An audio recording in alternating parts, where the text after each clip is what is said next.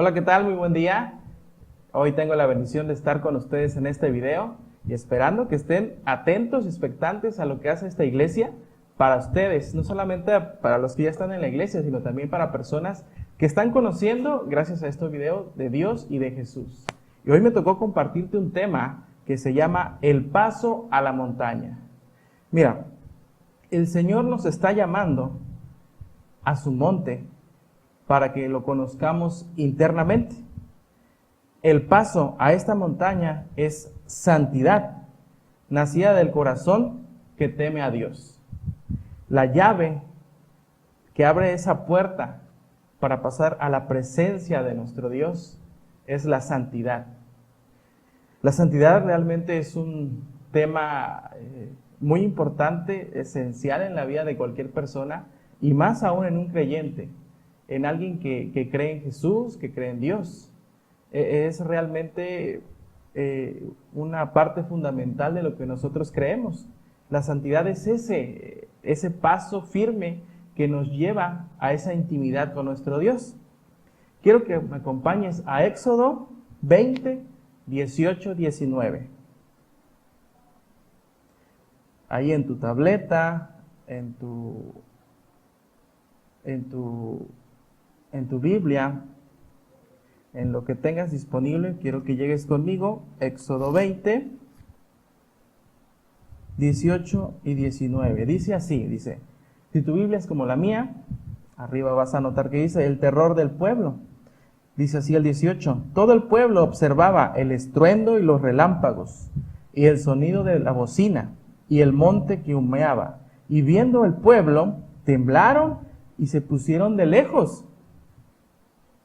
Pues yo creo que si eso pasara aquí en este momento, muchos haríamos lo mismo. Vemos una situación grande, fuerte, imponente, y te apartarías. Y dice el 19, y dijeron a Moisés, habla tú con nosotros y nosotros oiremos, pero no hable Dios con nosotros para que no muramos. Ah, caray. Pero, ¿cómo está eso de que se asustan y no quieren ir a la presencia? Como dice al principio, como te lo comenté, paso a la montaña para ir a ver a Dios. Quédate conmigo y recuerda este pasaje en la que estaba el pueblo abajo. Dios hablaba con Moisés, decía que suban todos.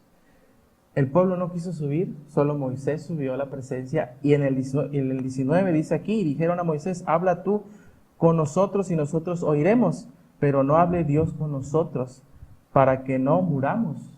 El pueblo de Israel en ese momento estaba temeroso a la presencia, a la gloria de nuestro Dios. Pero es algo raro entenderlo. ¿Por qué? ¿Pero por qué? Ya habían visto la liberación de Egipto, ya habían visto que abrió el mar, ya habían visto los milagros. Imagínate que pasaras en ese río, en ese mar, caminando, y de pronto a la derecha o a la izquierda ves pasar un pez. Oye, ¿estás viendo los milagros que hace Dios? ¿Estás viendo y no ves? Dicen por ahí. ¿Y por qué no quieres ir a la presencia?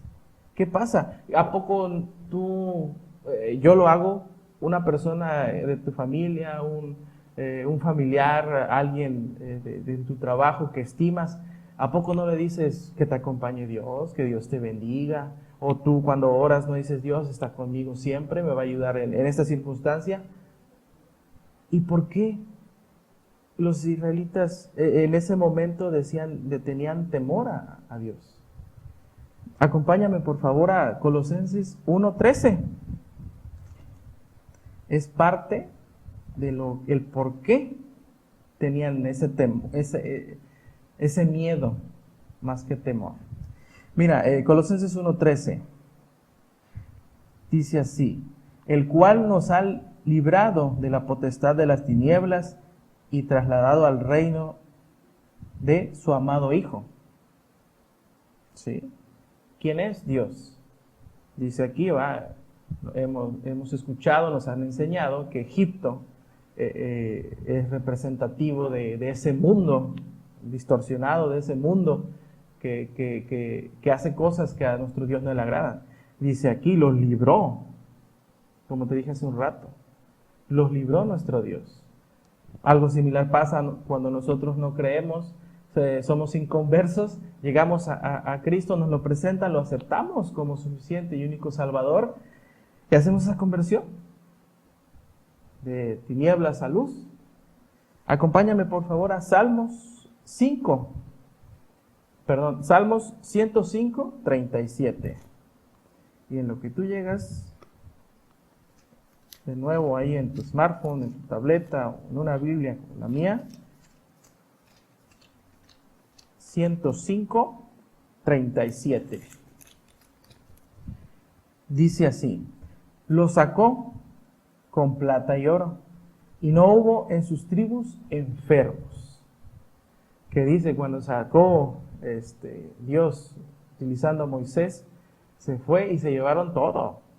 Se llevaron sus ganados, se llevaron oro, se dice en la Biblia, plata, y ninguno enfermo. O sea, ya habían visto la conversión, ya habían visto de tinieblas, a luz. Ya habían visto que también se llevaban sus riquezas, sin ningún enfermo, ya habían visto en sanidad, y seguían sin creerle. Eso realmente te debe de mover. Mira, para los israelitas no era desconocida todo el milagro que había hecho Dios en su vida. Entonces, ¿por qué estuvieron los israelitas tan tranquilos? Hasta se emocionaban y se gozaban cuando Dios se manifestaba en su poder. Sin embargo, estaban intranquilos, retrocedían ante Dios en los milagros. O sea, sí querían los milagros, sí veían los milagros, pero cuando Dios estaba en su presencia, en su esplendor, en su gloria, decían, ah, caray, se iban para atrás, retrocedían. Y pasa por algo. Dice, porque en la atmósfera de los milagros podían esconder sus pecados. Cuando había ese milagro, no había necesidad de cubrir sus pecados, porque la gracia, el milagro de Dios era muy grande, era muy fuerte. Te sabías gozar, te sentías gozoso y no te sentías impuro. No había necesidad de ocultar tus pecados. Pero cuando venía la presencia, ahí es cuando retrocedía el pueblo. Algo similar pasa, no sé si a ti te tocó de niño, en casa, hacías por ahí sin querer, se quebraba algo, tú estabas jugando, y venía mamá o papá, y quien rompió el jarrón de la abuela, y a veces te costaba trabajo decir que yo, o de plano llegaba mamá y salías corriendo y no te veía ni el polvo, y preguntaba, ¿no? ¿Quién? Te sentías mal, no querías estar en la presencia de tu mamá porque a lo mejor te iba a regañar, o de tu papá. No querías, pensabas, pero si yo le digo, ella ya sabe, incluso mamá ya sabe que fui yo, pero no querías estar en la presencia. Y así pasa con Dios. Dios anhela que nosotros vayamos a su presencia, pero nosotros en lo más íntimo, las personas se sienten impuros, no soportan la santidad, no soportan la santidad de Dios, piensan que los van a exhibir, piensan que cualquier cosa. Entonces eso los detiene y eso los priva de seguir teniendo más y mayor bendición en su vida. Acompáñame por favor a Lucas 12, ahí en tu Biblia. Quiero que leas conmigo. Lucas 12, 2 y 3. Dice, porque nada hay encubierto que no haya de descubrirse, ni oculto que no haya de saberse.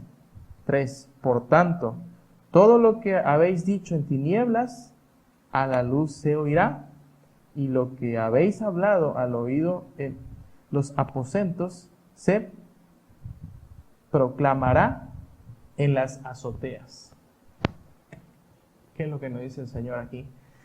Que tú puedes estar en una situación en la cual, lógicamente, no grata, y te sientes que lo tienes que hacer en secreto, no quieres que se entere nadie, y buscas esconderte, pero dice la palabra, tarde o temprano, eso que quieres ocultar se va a dar a la luz. Tarde o temprano se van a dar cuenta de lo que está pasando. Así que, si tarde o temprano en las tinieblas o en la situación en la que estás se va a dar a la luz, mucha gente vive atemorizada en eso, en el secreto que mantuvo 10 años, 15 años y nunca quiere que se sepa por algo, porque a lo mejor va a traer condenación, porque va a traer heridos sentimentalmente en la familia. Y sí, o sea, uno piensa que está haciendo lo mejor, pero tarde o temprano se va a dar a la luz esa situación que está en tu familia, que está en tu corazón. Entonces, desde ahorita, mejor, ¿sabes qué? Hablarlo, plantearlo, hablar con Dios, buscar su guianza en cómo poder deshacerte de ese peso y estar en su presencia. No hay otro camino para sentirse uno mejor. ¿Qué le pasó a Adán y Eva? Recuerda conmigo en Génesis, que decía, ¿no? Que habían comido del fruto prohibido. Venía Dios y buscaba a Adán, le gritaba, me imagino, ¿dónde estás?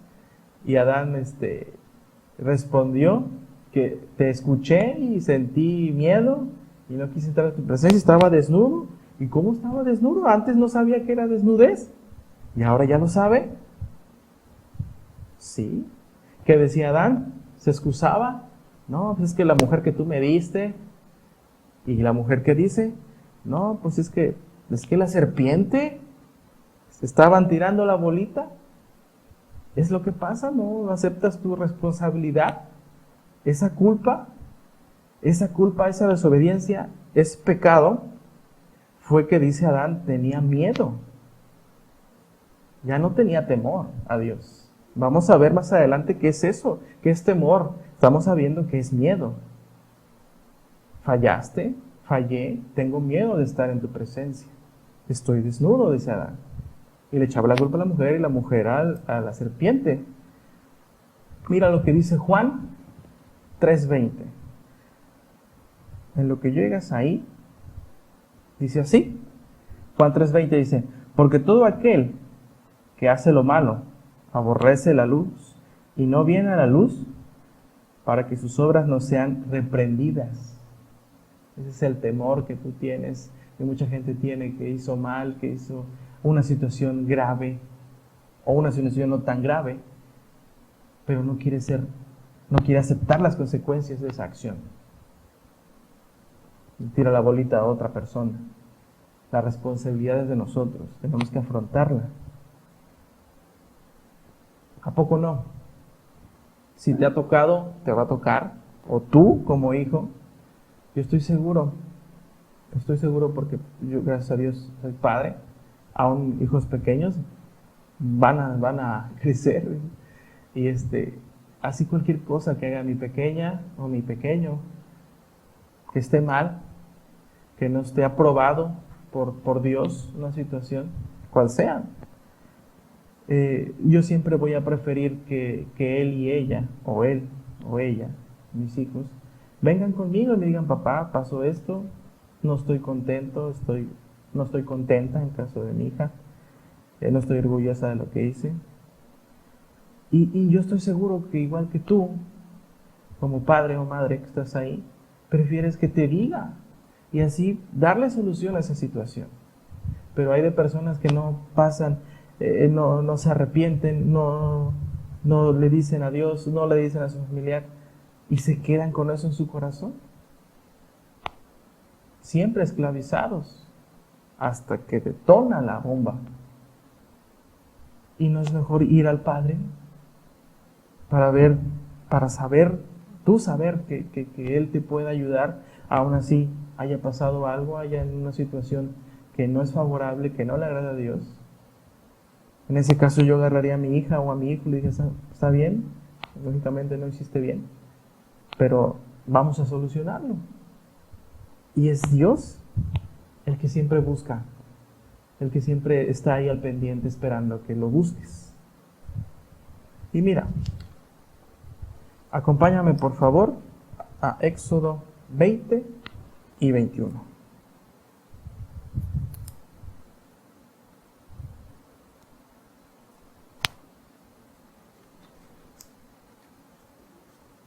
Éxodo 20, 21. Aquí estoy. 20, 21 dice así.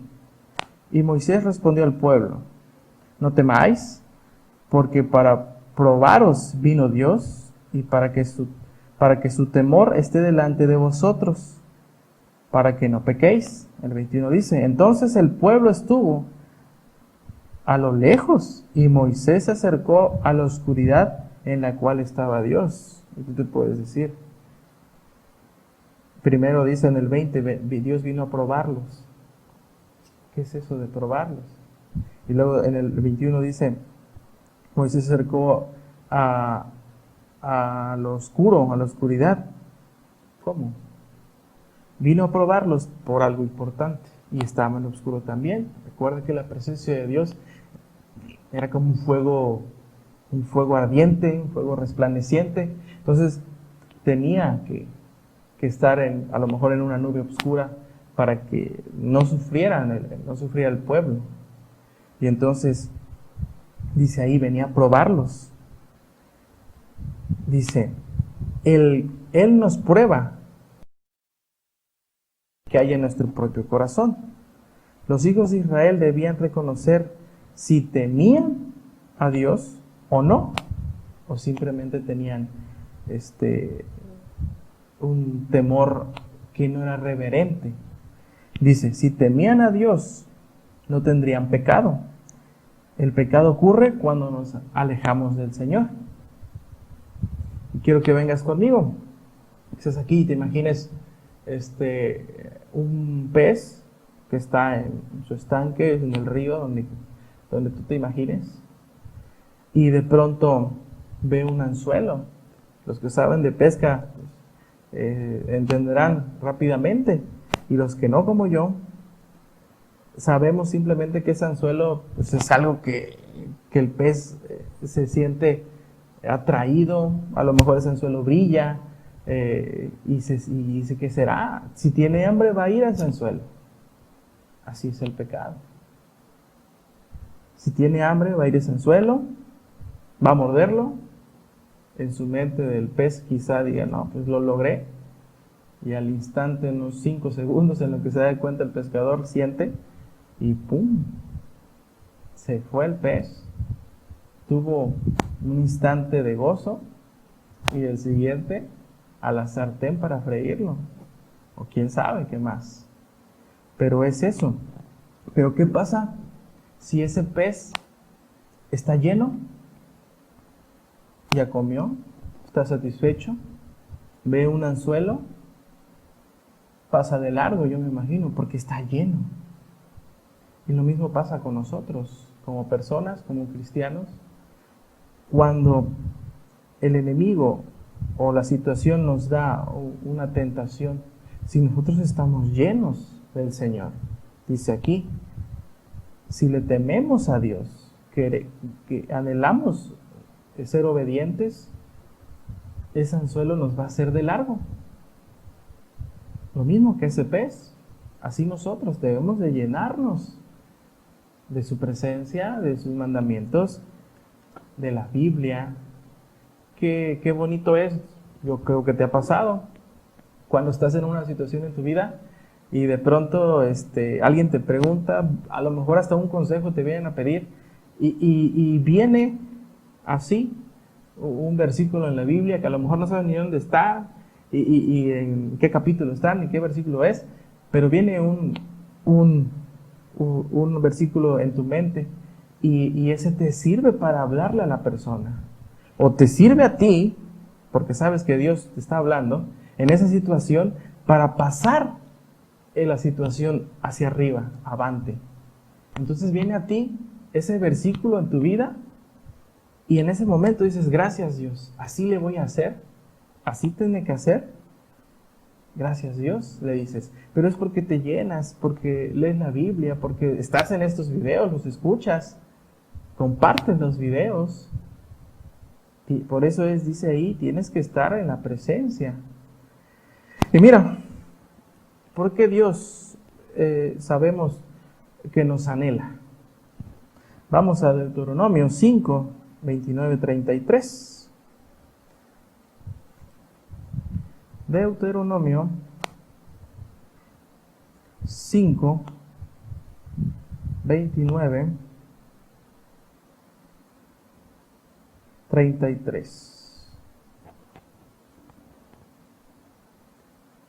Dice así, dice, ¿quién diera que tuviesen tal corazón, que me temiesen y guardasen todos los días todos mis mandamientos, para que a ellos y a sus hijos les fuese bien para siempre? Es lo que dice nuestro Dios. Dios anhela que le obedezcamos, pero no solamente porque Él quiere que le obedezcamos, sino porque dice aquí, para que a ellos y a sus hijos les fuese bien para siempre. La decisión que tú tomes no solamente es para tu vida, sino que es para tu descendencia, para tus hijos. Dice el 30, dice, ve y diles, volveos a vuestras tiendas, y tú quédate aquí conmigo, a Moisés, y te diré todos los mandamientos y estatutos y decretos que les enseñarás, a fin de que los pongan ahora por obra en la tierra que yo les doy por posesión. El 32 dice, mirad pues que hagáis como Jehová vuestro Dios ha mandado. No os arrepentís a diestra ni a siniestra. El 33, andad en todo el camino que Jehová vuestro Dios os ha mandado, para que viváis y os vaya bien y tengáis largos días en la tierra que habéis de poseer. Dios nos anhela. Dios quiere estar con nosotros, pero si el pueblo, como en esta ocasión, como dice en la Biblia, no quiso subir a su presencia, entonces le dijo a Moisés, tú quédate, ellos no me quieren escuchar, aún así los amo, pero si ellos no me quieren escuchar, bueno, tú sí quédate para que tú les compartas los mandamientos y estatutos que ellos tienen que obedecer, para que les vaya bien a ellos. Es lo que Dios quiere siempre con nosotros. Esa es la diferencia en tener miedo, estar asustado y tener un temor. Un temor que en su concepto básico es ser obediente a los mandamientos de nuestro Dios. Es un temor reverente. Dice, la hora más sombría. ¿A qué se refiere? La hora más sombría del pueblo de Israel no fue cuando hicieron este becerro de oro y después trajo condenación y el furor de Jehová nuestro Dios, no, fue desde antes, fue precisamente en ese momento, cuando no quisieron subir y estar en su presencia. La hora más sombría de tu varón que estás ahí o de tu mujer que estás ahí viendo este video en tu teléfono, en una tableta, en una televisión. La hora más sombría de tu vida no es cuando engañas a tu esposo, no es cuando tú, varón, engañas a tu esposa, cuando te emborrachas y pierdes todo el dinero, ¿no? Es cuando Dios te habla y no lo quieres escuchar. La hora más sombría tuya, joven, señorita que estás ahí, no es cuando repruebas todas tus materias o la mayoría de tus materias, no es cuando te alcoholizas, llegas drogado a tu casa, o incluso por esa situación que está pasando, robas algo y viene la patrulla y te lleva. Esa no es la hora más sombría. La hora más sombría de tu vida es cuando antes de eso Dios te ha anhelado, Dios te ha colocado en un lugar, Dios te anhela, te habla y tú no le haces caso. ¿Te das cuenta? Antes de cualquier situación que tú consideres grave, siempre estuvo o siempre está nuestro Dios anhelándote antes. Si nosotros tuviéramos ese oído, si nosotros tuviéramos esa atención a nuestro Dios, lo demás no vendría. El que engañes a tu esposo, a tu esposa, el que te drogues, no vendría. Porque estuvieras lleno, porque tuvieras temor reverente y obedeceríamos esos mandamientos y esos estatutos que Dios nos ha dado para nuestro propio beneficio.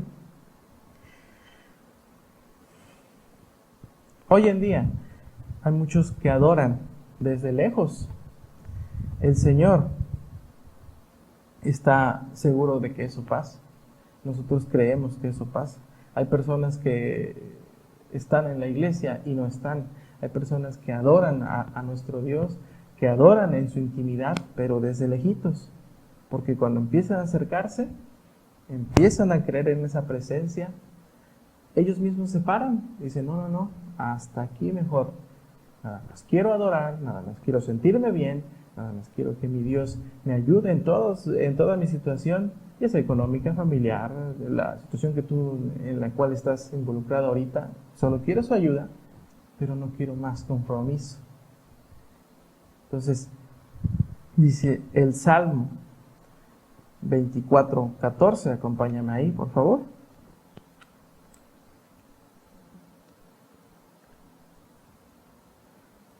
Salmo 24:14. Estoy llegando, permíteme tantito, en lo que llegas tú conmigo.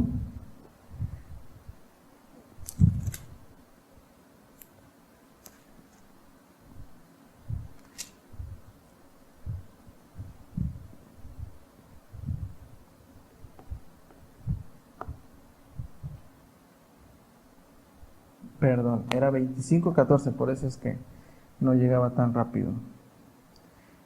Dice así, 25:14.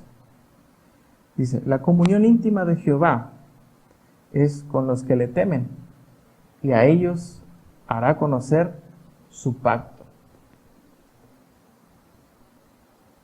Nuestro Dios siempre quiere estar con nosotros, nos anhela, desea esa intimidad, para que Él sea el único que nos guíe en nuestra vida y no tengamos la necesidad de salir por el mundo, ir a buscar esa sabiduría que nos ofrecen personas estudiadas, personas que ofrecen conferencias, que pueden ser equivocadas.